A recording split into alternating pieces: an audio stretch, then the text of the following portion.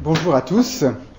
Donc je m'appelle Daniel Illion, et je travaille pour le CEL, Service d'entraide et de liaison, qui est une association humanitaire évangélique que sans doute un certain nombre d'entre vous connaissent déjà. Ça fait maintenant un peu plus d'une dizaine d'années que je travaille dans cette association, et je suis chargé en particulier de visiter les églises un peu partout en France pour parler de ce que la Bible dit par rapport à la pauvreté et pour présenter les différentes actions soutenues par le CEL.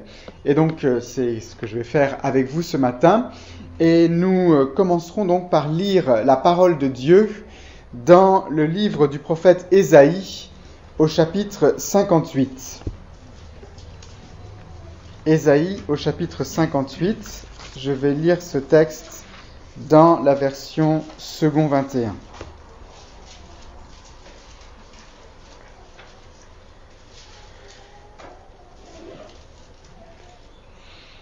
Ésaïe chapitre 58.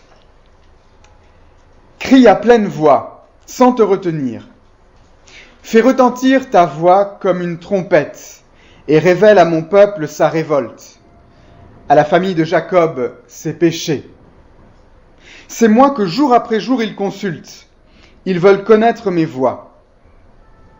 Comme une nation qui aurait pratiqué la justice et n'aurait pas abandonné le droit institué par son Dieu, ils me réclament des jugements conformes à la justice. Ils désirent se rapprocher de Dieu. À quoi nous sert-il de jeûner si tu ne le vois pas? De nous humilier si tu n'y fais pas attention? C'est que le jour où vous jeûnez, vous accomplissez vos propres désirs et traitez durement tous vos ouvriers. Votre jeûne débouche sur des procès et des disputes, sur de méchants coups de poing. Vous ne jeûnez pas, comme vous le faites aujourd'hui, de manière à faire entendre votre voix là-haut. Est-ce un jeûne de ce genre que je préconise? Un jour où l'homme s'humilie? S'agit-il de courber la tête comme un roseau? Faut-il se coucher sur le sac et la cendre? Est-ce cela que tu appelles un jeûne, un jour agréable à l'Éternel? Voici le genre de jeûne que je préconise. Détacher les chaînes dues à la méchanceté, dénouer les liens de l'esclavage, renvoyer libres ceux qu'on maltraite. Mettez fin aux contraintes de toutes sortes. Partage ton pain avec celui qui a faim et fais entrer chez toi les pauvres sans foyer. Quand tu vois un homme nu, couvre-le. Ne cherche pas à éviter celui qui est fait de la même chair que toi. Alors ta lumière jaillira comme l'aurore, et ta restauration progressera rapidement. Ta justice marchera devant toi, et la gloire de l'Éternel sera ton arrière-garde. Alors tu appelleras, et l'Éternel répondra. Tu crieras, et il dira, me voici. Oui, si tu éloignes du milieu de toi la contrainte, les gestes menaçants et les paroles mauvaises, si tu partages tes propres ressources avec celui qui a faim, si tu réponds aux besoins de l'opprimé, ta lumière surgira au milieu des ténèbres, et ton obscurité sera pareille à la clarté de midi. L'Éternel sera constamment ton guide, il répondra à tes besoins dans les endroits arides, et il redonnera des forces à tes membres. Tu seras pareil à un jardin bien arrosé, à une source dont l'eau n'arrête jamais de couler. Grâce à toi, on reconstruira sur d'anciennes ruines. Tu relèveras des fondations vieilles de plusieurs générations. On t'appellera réparateur de brèches, restaurateur de sentiers fréquentés. Si tu retiens ton pied pendant le sabbat pour ne pas faire ce qui te plaît durant mon saint jour, si tu considères le sabbat comme un plaisir, le jour saint de l'Éternel, comme digne d'être honoré, et si tu l'honores en ne suivant pas tes voies habituelles, en ne cherchant pas à accomplir tes propres désirs, et en ne parlant pas dans le vide, alors tu trouveras ton plaisir dans l'Éternel. Alors je te ferai monter sur les hauteurs du pays, et je te ferai jouir de l'héritage de ton ancêtre Jacob. Oui, c'est l'Éternel qui l'affirme.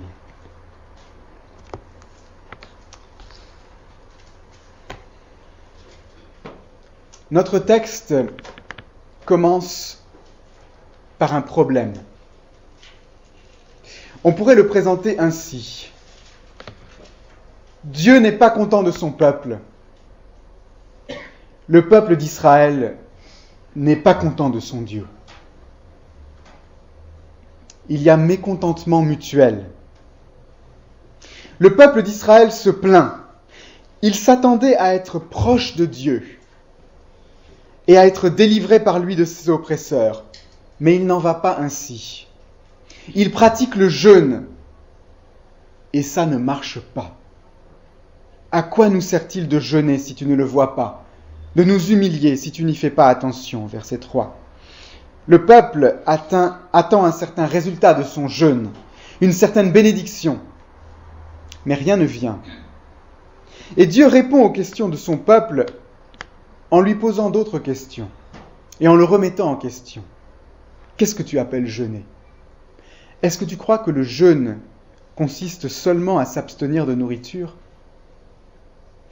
Le jeûne sert à exprimer que l'on revient à Dieu. Et pour marquer le sérieux de sa démarche, on l'exprime par une pratique qui nous coûte quelque chose. On saute un ou plusieurs repas. Mais le jeûne n'a pas de valeur à lui tout seul. Il n'en a que s'il exprime quelque chose d'authentique. Si les actes que vous accomplissez pendant votre jeûne montrent que vous ne prenez pas à cœur les priorités de Dieu, votre jeûne est creux.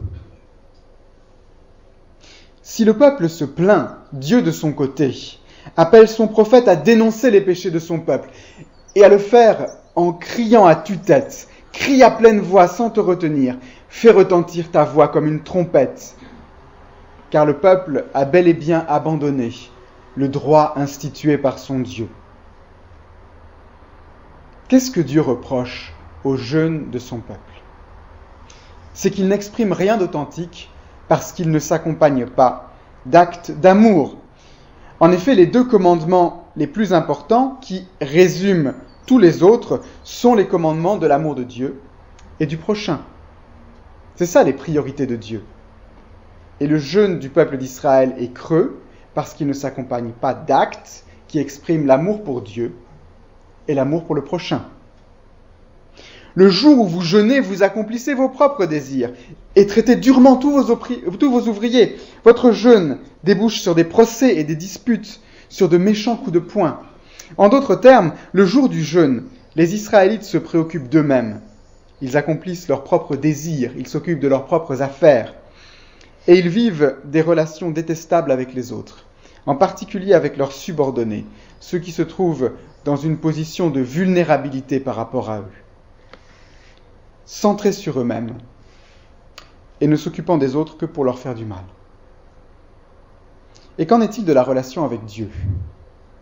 Dieu demande à son peuple de respecter le sabbat, mais il ne veut pas que son peuple se contente de cesser ses activités professionnelles le jour du sabbat. Il veut que son peuple considère le sabbat comme un plaisir. Dans le livre du prophète Amos, Dieu se plaint de ce que son peuple respectait le sabbat, tout en étant très pressé que ce soit terminé pour retourner à ses affaires. Des affaires qui, comme par hasard, n'étaient pas très honnêtes et dont les pauvres étaient les premières victimes. Je cite quelques versets du livre du prophète Amos. « Écoutez ceci, vous qui dévorez le pauvre et qui ruinez les malheureux du pays. Vous dites, quand le début du mois ?» Le début du mois, c'était une fête. « Quand le début du mois sera-t-il passé, afin que nous puissions vendre du blé? Quand finira le sabbat, afin que nous puissions ouvrir les greniers? Nous diminuerons la mesure, nous augmenterons le prix, nous falsifierons les balances pour tromper. Puis nous achèterons les faibles pour de l'argent et le pauvre pour une paire de sandales, et nous vendrons le déchet du blé. » C'est dans Amos au chapitre 8, les versets 4 à 6. Donc Dieu n'est pas content de son peuple, et le peuple d'Israël n'est pas content de son Dieu. Nous sommes face à un peuple qui pratique une religion creuse, qui opprime son prochain, qui ne s'occupe que de lui-même et de la vie duquel Dieu semble s'être retiré. Je crois qu'on peut dire, sans exagérer, que nous avons là le modèle de ce que c'est qu'une vie ratée. Une vie ratée, c'est une vie où on est centré sur soi. On ne s'occupe des autres que pour leur faire du mal. La religion est creuse et Dieu semble s'être retiré. Voilà, ça, c'est le modèle de vie ratée. Mais Dieu ne s'en tient pas là. Il ne se contente pas de dénoncer les péchés de son peuple et de lui dire que son jeûne est creux. Il ne lui dit pas « votre vie est une vie ratée et je vais donc chercher un autre peuple ». Il lui montre au contraire un autre chemin, un chemin qui donnera du sens à son jeûne. Et deux éléments ressortent tout particulièrement de notre texte concernant le chemin que Dieu appelle son peuple à suivre. Ces deux éléments, c'est la justice et la solidarité avec le pauvre. La justice d'abord. Agir selon la justice, c'est faire ce qui est droit, ce qui est conforme à la règle que Dieu a donnée aux humains. Cela implique de respecter la dignité de chaque être humain. Celui qui est fait de la même chair que toi, dit le verset 7, et qui est aussi créé en image de Dieu. Respecter sa dignité et ses droits, même si lui est trop faible pour les faire respecter. Cela implique de ne pas abuser de sa force. Dans notre texte, l'injustice s'exprime par des paroles et par des actes. La contrainte, les gestes menaçants et les paroles mauvaises, la violence. Vous voyez les versets 9 et 4. Cela commence dans les relations proches, avec les ouvriers et les subordonnés. Cela continue dans des pratiques d'oppression au sein de la société. Dieu dit, mettez fin à ça. Apprenez à vivre selon la justice. Et puis la solidarité avec le pauvre. Il ne suffit pas de s'abstenir du mal et de l'injustice, il faut aussi faire le bien. Il ne suffit pas de libérer ceux qui sont opprimés, il faut également être solidaire avec ceux qui sont dans le besoin. Peut-être qu'un mot peut tout résumer, et ce mot c'est partage. Partage. Ne cherche pas à éviter celui qui est fait de la même chair que toi. Tous les humains sont faits de la même chair, et ils ont tous les mêmes besoins de base, ces besoins de base que la Bible résume si souvent avec deux mots, nourriture, vêtements. Nourriture, vêtements. Et c'est précisément à ce niveau-là que Dieu appelle son peuple à agir. Partage ton pain avec celui qui a faim, nourriture. Quand tu vois un homme nu, couvre-le, vêtements. Et dans le prolongement du besoin du vêtement, pour la protection du corps, il y a ce besoin d'avoir un toit, un logement. Fais entrer chez toi les pauvres sans foyer. Pourquoi Dieu insiste-t-il sur la justice et sur la solidarité avec les pauvres quand il explique à son peuple ce que c'est qu'un jeûne authentique ? C'est-à-dire quand il explique ce que ça veut dire se tourner authentiquement vers lui. Dieu reproche à son peuple d'être centré sur ses propres désirs et ses propres affaires, au lieu de chercher son plaisir dans le sabbat et de s'ouvrir aux besoins de son prochain. Or justement, le pauvre, c'est celui qui n'est pas capable de rentrer dans les relations de donnant-donnant, qui caractérise beaucoup de relations humaines, beaucoup plus que nous sommes prêts spontanément à admettre, et qui caractérise même la relation que le peuple d'Israël cherche à avoir avec son Dieu. Je jeûne et tu me bénis en échange, quoi que ce soit que je puisse faire par ailleurs. Celui qui cherche la justice dans la vie quotidienne et dans ses relations sociales, qui se montre solidaire avec le pauvre, qui renonce à faire de son propre intérêt et de ses désirs égoïstes sa priorité dans la vie, celui-là montre de manière particulièrement forte qu'il commence à se préoccuper des priorités de Dieu. En tout cas, c'est un bon signe. Et c'est certainement l'une des attitudes les plus cohérentes à adopter quand on jeûne. Le texte se termine par une mention du sabbat. Ce n'est pas seulement la relation avec les autres que Dieu veut voir restaurée, mais également la relation avec lui. Il s'agit là encore d'abandonner l'attitude égocentrique qui consiste à se concentrer sur ses propres désirs et de considérer ce qui plaît à Dieu comme étant un plaisir pour nous aussi.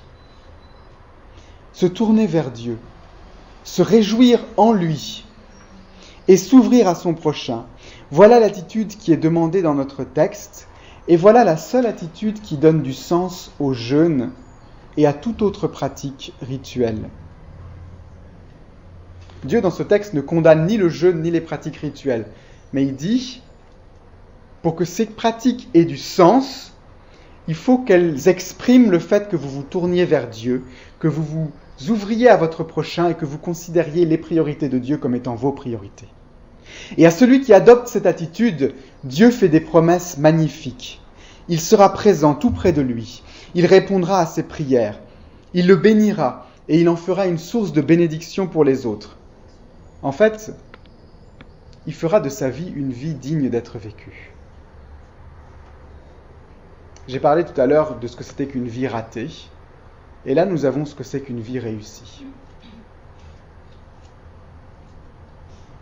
Comment est-ce que vous aimeriez qu'on puisse résumer votre vie en quelques mots ? Qu'est-ce que vous aimeriez qu'on puisse dire de vous le jour où vous serez parti ?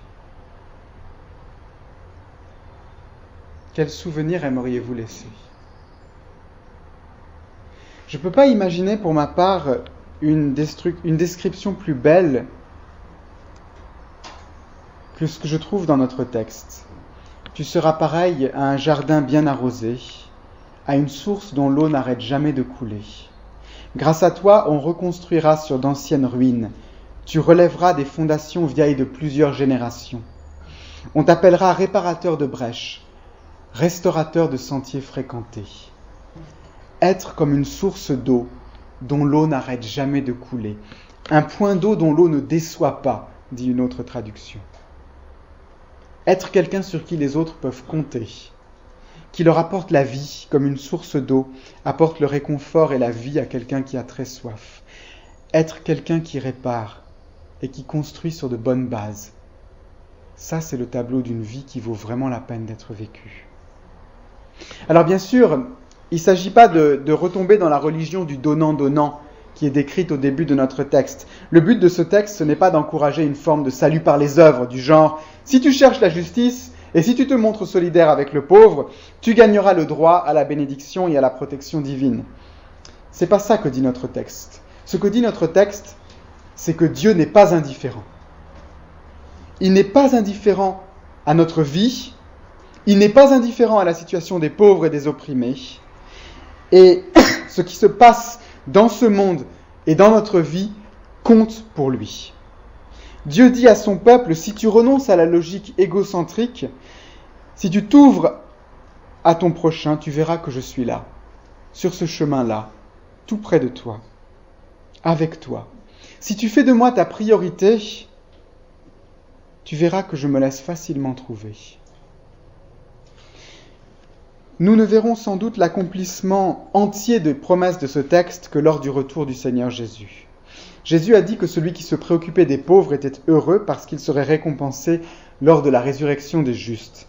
Mais dès maintenant, celui qui pratique la justice, qui aime la miséricorde et qui marche humblement avec son Dieu, dès maintenant celui-là vit quelque chose de la communion avec Dieu et de sa réalité, de la réalité de sa présence et de sa bénédiction. Dès aujourd'hui, la vie de celui qui pratique le bien est une vie abondante et digne d'être vécue. Comment appliquons-nous ce texte ? Ça semble assez clair, et donc je vais me contenter de quelques indications pour aller plus loin avant de conclure. À qui s'adresse notre texte ? Eh bien, il s'adresse d'abord au peuple d'Israël, au temps de l'Ancienne Alliance. Ce peuple présentait une double caractéristique. D'une part, il s'agissait du peuple de Dieu, et d'autre part, il s'agissait d'un peuple au sens ethnique et politique du terme, d'où une double application pour nous aujourd'hui qui vivons dans un contexte différent. En premier lieu, une application pour nos relations dans le peuple de Dieu qu'est l'Église, et en second lieu, une application pour nos relations humaines, familiales et sociales. L'Église est un peuple dispersé parmi tous les peuples. Mais c'est vraiment un peuple. Le peuple de Dieu, le corps du Christ, le temple au sein duquel l'Esprit de Dieu habite. Les relations entre chrétiens devraient être un modèle de justice, de solidarité et d'amour. Le Nouveau Testament insiste massivement sur la communion fraternelle.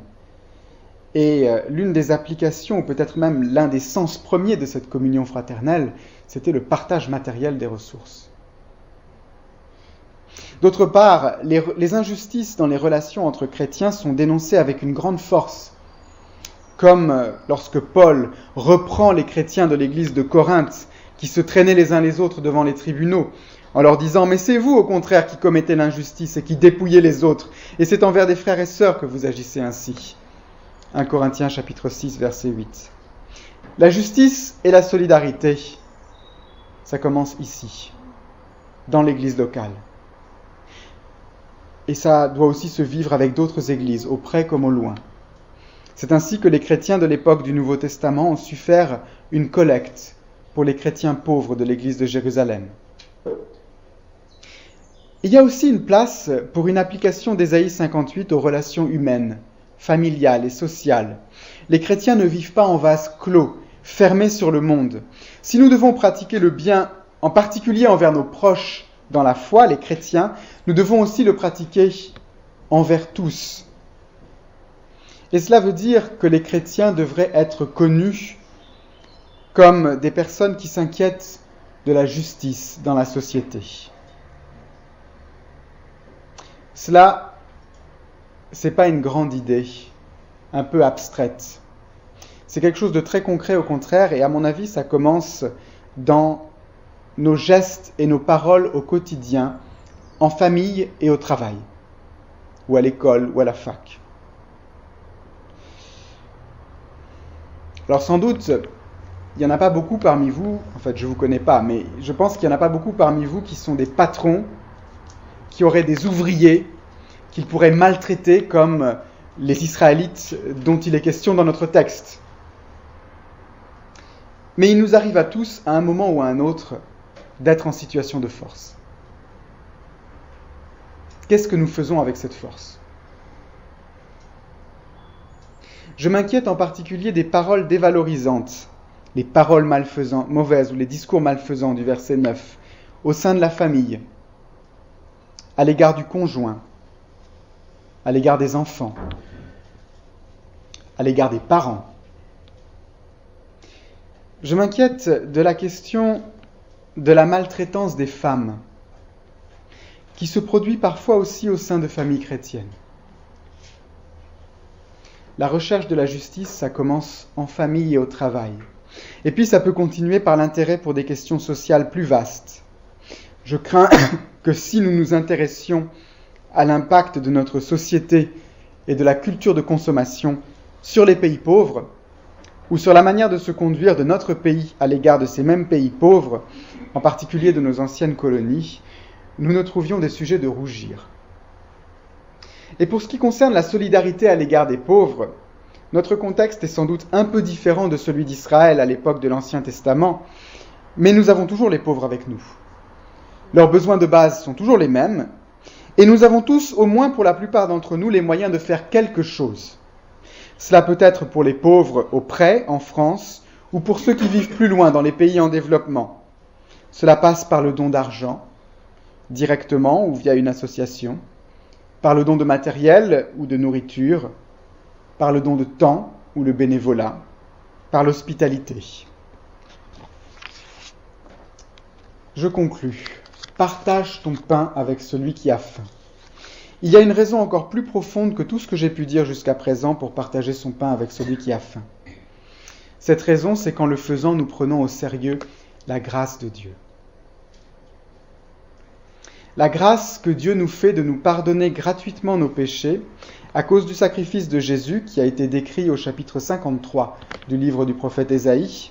Cette grâce, elle est exprimée un peu avant notre texte, au chapitre 55, par l'image d'un repas gratuit. Dieu dit « Partage ton pain avec celui qui a faim » après avoir parlé d'un repas gratuit que lui donne à ceux qui ont besoin de le prendre. Ce n'est pas une religion du salut par les œuvres que Dieu nous appelle par la bouche de son prophète en Ésaïe 58. Il nous appelle à nous attacher à la grâce de Dieu, ce qui nous conduira à nous humilier devant lui, à nous recentrer sur lui et à nous ouvrir à notre prochain, en particulier aux pauvres. Vous tous qui avez soif, venez vers l'eau, même celui qui n'a pas d'argent. Venez, achetez et mangez. Venez acheter du vin et du lait sans argent, sans rien payer. Pourquoi dépensez-vous de l'argent pour ce qui ne nourrit pas? Pourquoi travaillez-vous pour ce qui ne rassasie pas? Écoutez-moi vraiment et vous mangerez ce qui est bon. Vous savourerez des plats succulents. Tendez l'oreille et venez à moi. Écoutez donc et vous vivrez. Amen.